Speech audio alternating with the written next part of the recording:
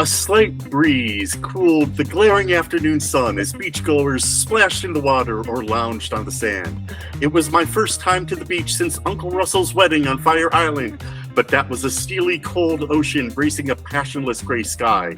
Here on Eleuthera, the sea and sky were competing for which had the more vibrant shade of blue. Coming to Eleuthera was my idea. Mom never would have taken this trip on her own. Yet here she was smiling broadly as we strolled down the tranquil sands. She, of course, had made me do all the driving, as only about a third of the island's roads are paved.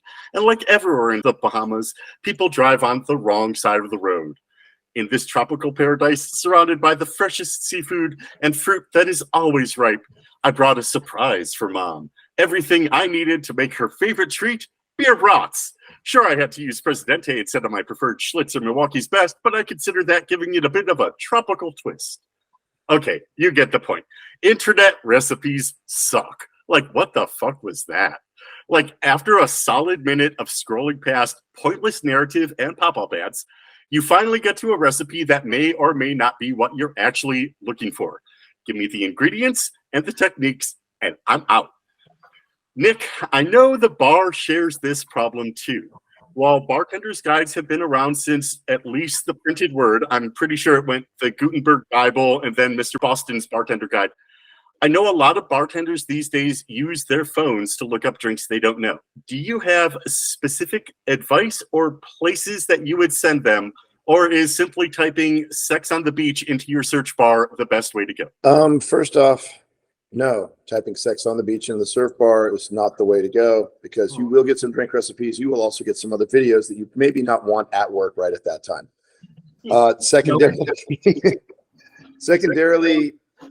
there's different sites you can use. I mean, I like liquor.com's okay, but again, when you were going through that little diatribe of whatever the fuck that was, I thought you were having a stroke at one point. For fun while you're doing that, I googled a Vieux Carré, which is out of the New Orleans style of cocktails and stuff. So no ice, basically a play off of an old fashioned a little bit. But like you were just reading, it starts off instead of here's the recipe that I need right now, and this is on liquor.com, which actually gives you solid recipes. You just have to scroll down to the recipe and skip the whole New Orleans has played a significant role in cocktail culture over the past century. Plus, the city that care for God has been blah, blah, blah, blah, blah, blah. Jesus fucking Christ. And then at the next one, like many classic cocktails, that's the second paragraph. The third one, this drink features several strong ingredients. Go fuck yourself. I know, it's a fucking Vieux Carré. Awesome. This recipe comes from the legendary bartender Dale DeGroff. Great. That guy's known throughout the industry for years and years and years. This recipe is not his recipe. This recipe is from the 1700s. There's the recipe. Can I just throw out the name, the Comtesse du Barret, who, I mean, it's a cream of cauliflower soup. Yeah. But inside joke for people who went to my culinary school right there. All 7 of them. Yeah. Liquor.com is pretty good just for the straight up ingredients. They're usually right on the mark. When you make a drink off this recipe list, they're balanced. You don't have to really play with it too much, but I know for a fact that my current drink list at work, when I was handed the spec, finally, 2 days after I was given the drink list that we opened with, so I could actually make the drinks properly, I had to go through almost all of them. The only one I didn't have to touch was the Boulevardier, which is basically a bourbon version of a Negroni. Everything else I had to go through, make, taste, remake, balance, change all the specs so that the drink was actually something I would feel confident handing to you, and you'd be like, oh, that's pretty good, instead of, what did you just do here? Here's several different liquors in a glass. Thank you. Yeah, pretty much. Internet recipes, if you're on the right site, they're fine. There's a few. A lot of my friends in the industry, when you see them looking at their phone, they're not Googling your drink. They have their own Rolodex in there where they just go to the drink. There it is. I probably haven't made a stinger in 4 or 5 years. I probably have to look it up. I don't think so. I mean, it's cream de menthe. It's clear cream de cacao. Basically, it tastes like a thin mint. They're fantastic, even though you wouldn't think that because it's one of those weird green 50s drinks. But yeah, it's, I mean, every now and then you get a drink that comes up and it's like, man, I haven't made that in a while. I want to make sure that I'm making it right. More than anything. It's like, I know what goes into Martinez, but I still want to make sure I'm hitting it right. A lot of bartenders, when you ask for a gin martini and you say, I want a classic one, don't realize that, hey, there's not vermouth in that, there's orange bitters. But if you go to most internet places, they're just going to say, take gin, shake it, don't shake gin. Out there, do not shake gin. It tells you the wrong way to do things. So it's just like, hitting the internet for a drink recipe is like asking your buddy, the bartender at the bar, what goes in this, and he's going to tell you how he or she makes it. It might be right, it might be not, but you're just going to go with it because you're there right then and you need it right now. Unless you find proper sites, and like, if you've done this long enough, you're going to look at that recipe and go like, yep, that works. Or you're going to be like, that's some really weird amounts of alcohol in that I don't know if that's going to taste right or not. I mean, same thing probably cooking, when you're like, wow, did they mean a teaspoon or a cup? I think they might have misplaced or mistyped that. It's spinning a wheel, basically. I mean, like I said, liquor.com's good. There's some other sites that are good, and you'll find them. And then there's some other sites that are like, if you end up on a magazine site for a drink, you're in trouble. There you go. It's like, oh, Esquire's going to tell me how to make this drink. It's like, no, they're not. It's not even going to be close to how to make that drink. That is a Negroni that no bartender would recognize. Correct. One of my other frustrations is that I'm not usually looking for the quick and easy 15-minute version of a thing. If Auguste Escoffier had a method that took 14 hours and a team of unpaid interns, I'd like to at least know what that was. So Trae, especially in the pastry world and ice cream too, but what have you found the internet to actually be useful for, and what should be avoided if you actually value your time? With pastries, I think it is very useful for finding some recipes that are manageable for home cooks. They have been tried in people's houses. They have been successful in this blogger's house. And expecting the exact same quality of a restaurant is what you should avoid. Also, and I think it's one of my favorite things, is when reading the reviews of the recipe, it's like, well, I substituted this for that and this for that, and then I did it this way, and then it sucked. I'm like, well, you didn't use the recipe at all. My partner is a big fan of finding different recipes online. I am a big fan of Iron Chef, whatever the heck is in my fridge, where it's just like, oh, what can I make out of this? Toilet green. Yeah, just whatever. I've got these random ingredients and a starch in the cupboard. Let's go. They are recipes that hopefully have been tried by somebody else that you know that they should work if you follow the recipe. And so often it's when you go, all right, I'm going to substitute cranberries for raisins.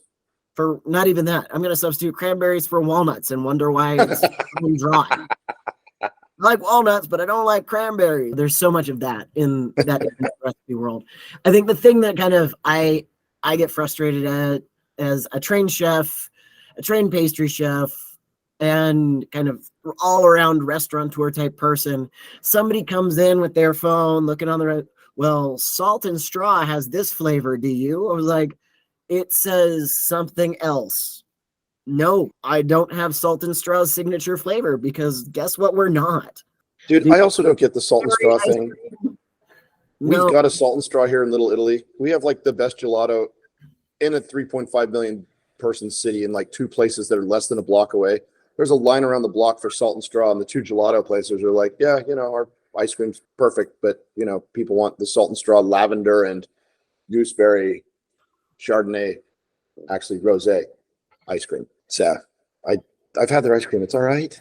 I don't get it. I mean, people buy quarts of it. I just don't understand. It's okay. When you're talking about the recipes like that, whenever I think of an internet recipe gone wrong, I think of the movie Better Off Dead. When the mom's like, well, the pages of the magazine stuck together because it was wet after I got the mail, so I did the best I could, but it's got raisins in it. You like raisins, right?